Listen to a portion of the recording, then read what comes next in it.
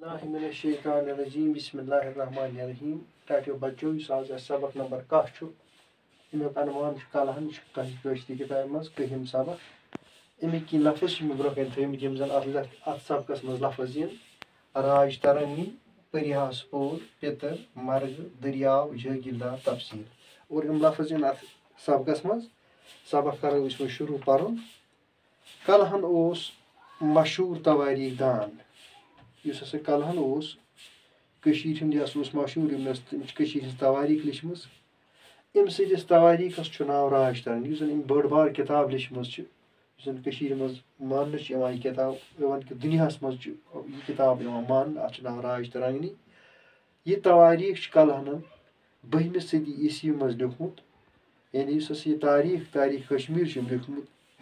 यह हसा छु अमि लिचमस 12वीं सदी ईस्वी मज अत किताब मज सठा प्रान जमाने पे कशीर हिंद तवारीख यानी अत किताब मज यह तवारीख राज तरंगनी अत मज प्रान जमाने पे कशीर हिंज तवारीख कशीर हिंज तारीख आमज कशीर हिंज दलील आमज लेखन राज तरंगनी दुनियाचन तवारीख तान मज सठा अहम इस यह राज तरंगनी किताब इस कलहन लिचम यह हसा कशीर हिंदन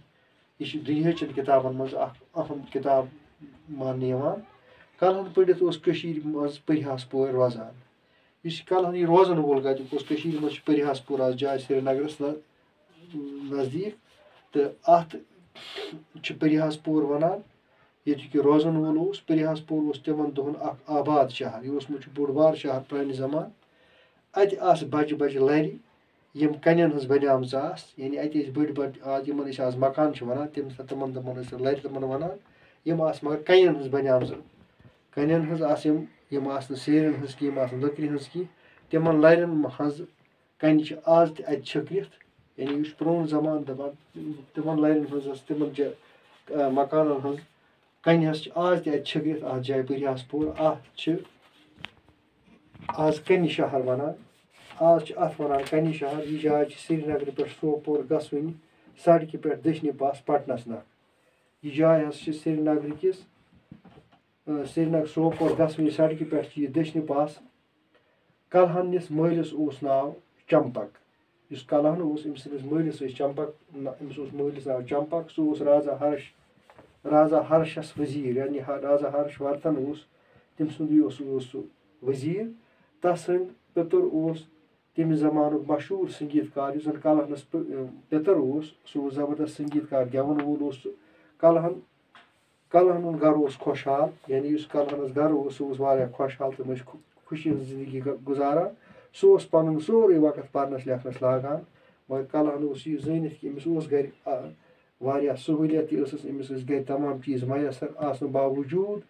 यानी आबाद आसन बावजूद अमिस पढ़नस लेखनस जबरदस्त दिलचस्पी सोरे पन वक्त पढ़नस कुन लागान कलहन पंडित संस्कृत जबान हुंद आलिम तो शायर यानी कलहन पंडित ज्यादा पान राज तरंगी कलहन संस्कृत जबान मज लिचम यह अम जबान हुंद आलिम तो शायर राज तरंगी तिमन शारन मज लेखन आमज राज तरंगी तम शारन मज लिचम यानी शारन मज आमज लेखन यह किताब इस अम सज तवारीख तवारीख अलाव अत किताब मज मजदार कथ यानी यह तवारीख अत मज मजदार कथ लिचम अत मज हिंदन बालन मर्गन सरन दरियावन तो वुडरन हंद नाव त दर्ज यानी यह किताब यथ राज तरंगनी वनान बयान तोर अत मज हिंदन बालन यानी बालन यम जन थी बाल मर्ग मरगुजार सर दरियाव वुडर बज बज तो इन नाव तथ किताब मज दर्ज और आज पोर नस्फ सबक आज करो इख्तिताम ये बाकी नस्फ पन पढ़ो इंशाल्लाह सुबह आज गो यूँ शुक्रिया।